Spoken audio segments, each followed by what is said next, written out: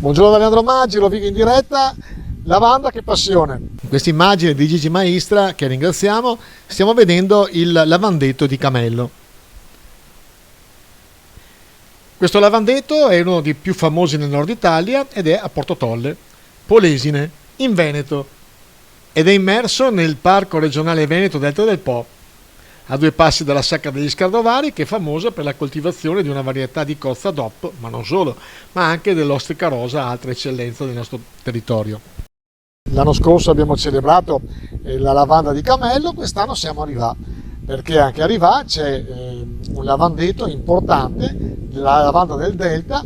Naturalmente adesso sentiamo i titolari di questo lavandetto, le differenze tra questo e quello che c'è a Camello, che tra l'altro ancora una volta viene celebrato dal nostro governatore, quindi ancora una volta un'eccellenza del nostro Delta. E che dire, lavanda che passione, capiamo se con questo tipo di cultura si possono anche fare business, si possono prendere dei bei soldini, e lo scopriremo appunto dai titolari di questa meraviglia.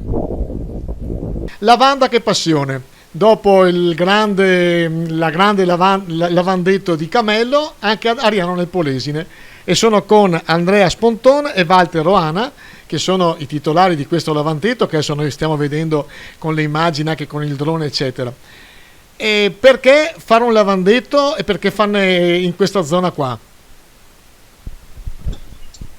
Allora, Andrea, che è qui al mio fianco, ha pensato da tempo di fare un lavandetto, però eventualmente per dare un valore aggiunto a questo prodotto, che sarà l'olio essenziale, il risultato della distillazione, si è pensato di farlo in un terreno biologico nel Delta del Po. Noi, siccome siamo amici di famiglia, lo conosco da quando è nato e lui ha questa passione di fare l'agricoltore, ma diversificando anche, non fare solo cereali, e ho dato la mia disponibilità di quei 2 ettari di terreno biologico nel comune di Ariano Polesine, e quindi produrre dell'olio essenziale della lavanda del Delta del Po. Ecco, ci spiegava fuori onda che è diverso il vostro prodotto rispetto a quello di Camello. Sì, abbiamo scelto una varietà di lavanda officinalis vera, che è la pianta officinale che si trova anche in natura, e che è quella, insomma, che dà l'olio più pregiato e più utilizzato anche a livello di cosmetica e di erboristeria. Ecco, la domanda sorge spontanea: vale la pena fare un lavandetto? Nel senso, rende? Noi non possiamo vendere della nebbia, no? Stiamo facendo questa esperienza sulla nostra pelle, avendo dei dati che però dovremo accertare strada facendo. Secondo noi intanto è una soddisfazione fare una coltivazione diversa, una coltivazione che va bene per l'ambiente, va bene anche per il turismo, perché vediamo che tutti i giorni ci sono persone che vengono dall'estero, inglesi, tedeschi, che vanno lì, si fanno foto, sposi che vanno lì a farsi le foto. Addirittura l'altro giorno anche una coppia con una signora incinta sono andati lì.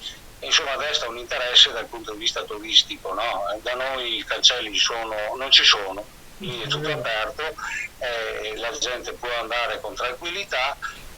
Ecco, ricordiamo anche che tra l'altro il 1° luglio alle 19, proprio in questo lavandetto di Rivà, ci sarà la presentazione del libro Il ladro di fisarmoniche di Nicoletta Canazza, organizzato dalla Proloco di Ariano, e poi ci sarà anche la visita guidata al lavandetto. State soffrendo anche voi la siccità? Anche il lavandetto ha la stessa difficoltà delle altre culture oppure soffre un po' meno? Ma a parte che il lavandetto dicono tutti che non soffre la siccità, però noi con lungimiranza, prima di impiantare il lavandetto, abbiamo fatto un'irrigazione, una subirrigazione con ala gocciolante, in quanto lì esisteva già nell'azienda un impianto di irrigazione sotterranea per le piante di Paulonia, che voi avrete visto nel filmato del drone, che sono a sud, no? E quindi utilizziamo lo stesso impianto che ha la necessità eventualmente di acqua, diamo da bere da sotto, abbiamo un'ana gocciolante sotto mezzo metro sotto il filare. Perfetto, vi ringraziamo, naturalmente ringrazio Andrea Spontone e Walter Roana. Viva la lavanda, viva il Polesine, e che dire, se vedremo dei prodotti di cosmesi non solo con scritto lavanda del Delta, sappiamo che siete voi i bravi produttori. Ringraziamo anche noi della sua intervista e magari alla prossima.